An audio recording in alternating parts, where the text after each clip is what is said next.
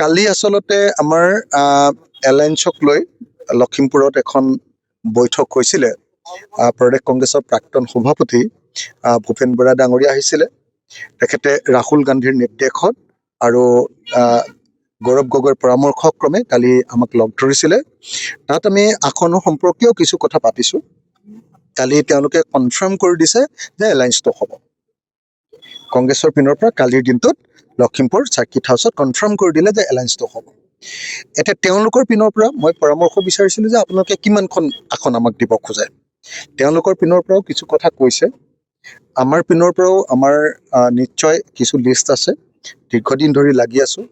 উজনি অসমত লাগি আছোঁ, উত্তৰ অসমত লাগি আছোঁ, নামনি অসমত লাগি আছোঁ, মধ্য অসমত লাগি আছোঁ, বৰাক উপত্যকাত লাগি আছোঁ, পাহাৰত লাগি আছোঁ, আমি চবতে লাগি আছোঁ। গতিকে সকলো ঠাইক ৰিপ্ৰেজেণ্ট কৰাকে, সকলো ঠাইত সন্মান সহকাৰে সকলো ঠাইত ৰিপ্ৰেজেণ্ট কৰাকে আমি প্ৰাৰ্থিত্ব বিচাৰিম।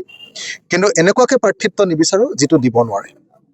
আমি অত্যন্ত বাস্তৱসন্মত প্ৰাৰ্থিত্ব বিচাৰিম। যি ঠাইত আমাৰ প্ৰাৰ্থী জিকিব পাৰে সেই ঠাইবিলাকত আমি প্ৰাৰ্থিত্ব বিচাৰিছোঁ। আৰু তাৰ লিষ্টখন এতিয়ালৈকে মই আপোনালোকক ক'ব নোৱাৰোঁ বা তেওঁলোককো মই লিষ্টখনৰ তালিকাটো দি দিয়া নাই। কিন্তু আমাৰ মাজত এই সম্পৰ্কে কথা হৈছে আৰু মই ভাবোঁ যে আমাৰ মাজত প্ৰাৰ্থিত্বক লৈ একো সংঘাত নহ'ব। আমি একেলগে 2026-ত হিমন্ত বিশ্ব শৰ্মাৰ চৰকাৰখন, নৰেন্দ্ৰ মোদীৰ নেতৃত্বাধীন এই জনগণ বিৰোধী বিজেপি চৰকাৰখন, ডাবল ইঞ্জিনৰ এই যিখন চৰকাৰ, যিখনে অসমৰ এটা মুৰ্গী কণীৰ দাম 3 টকাৰ পৰা 10 টকা কৰি দিলে। 1 কেজি নিমখৰ দাম 3 টকাৰ পৰা 35 টকালৈকে উঠালে।